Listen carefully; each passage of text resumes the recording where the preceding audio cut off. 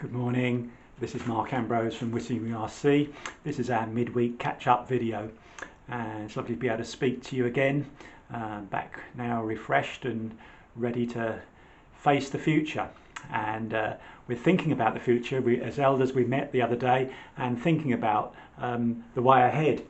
And I got up this morning and read this lovely bit in the Word for Today. If you haven't got your copy yet, the Word for Today is now out, and there's plenty of copies at church. If you'd like a copy, please let us know and we'll drop one round to you. But this is the one for today. It says, "No one who looks back is fit to serve," and that's in Luke 9:62.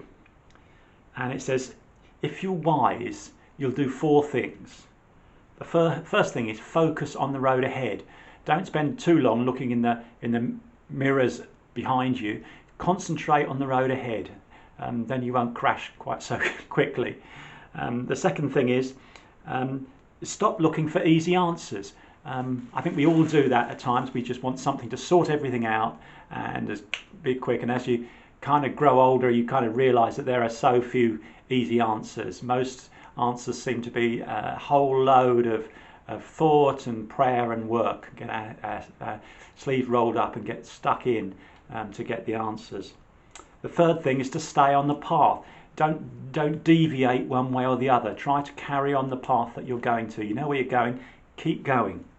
And finally, believe in yourself. And it's wonderful to think that God believes in you and he believes in me. He trusts us. We are his hands, his feet. We are his messengers. We are his angels, as it were. And we are here to take the gospel of Jesus Christ to people outside. It's a real privilege to do. We've been thinking about the way ahead. And during this time, before we really start, which will probably going to be next year, I should think, by now, before everything starts getting back to normal, we're going to just have a bit of a think and a look at all the things, activities that go on in the church, and we're going to appraise each one. And we don't want to just start things again. We want to be able to make sure that everything's staffed properly, everything's worked through properly, people are trained up, they know what they're doing, and that everything conforms along with our mission statement, which is to celebrate God and to share the love of Jesus Christ. And so we're going to be doing some work on every activity that goes on in the church. So if you're involved in some activity in the church, probably one of your leaders or somebody will be involved in this exploration, investigation, and we will try our best as things loosen up to start things again, but to start things in a really thoughtful and careful way.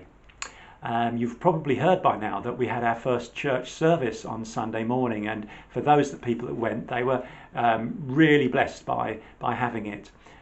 Some of the elders came back afterwards and said how much nicer it was being in church rather than watching it on a screen, although they were of course watching it on a big screen at church, but just being there together made such a difference.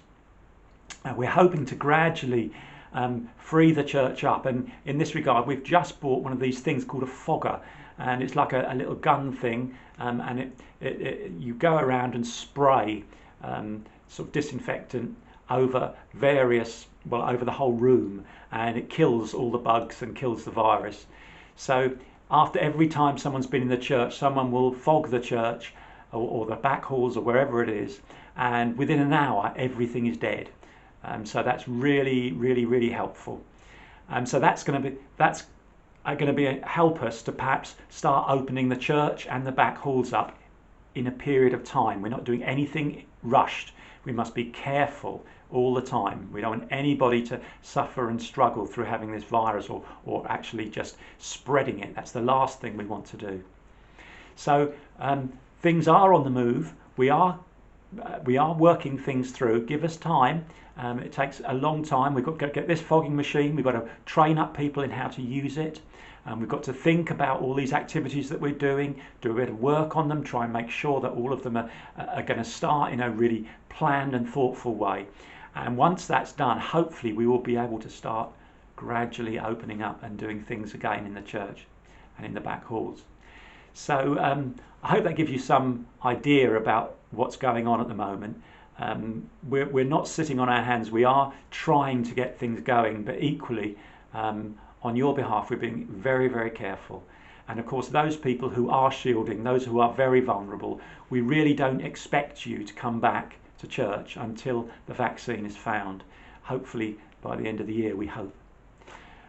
Anyway, that's the message for now.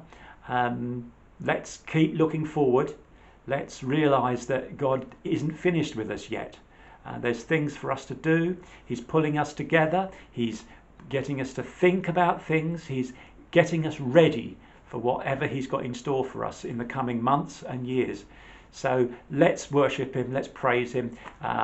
We'll be getting together on Sunday.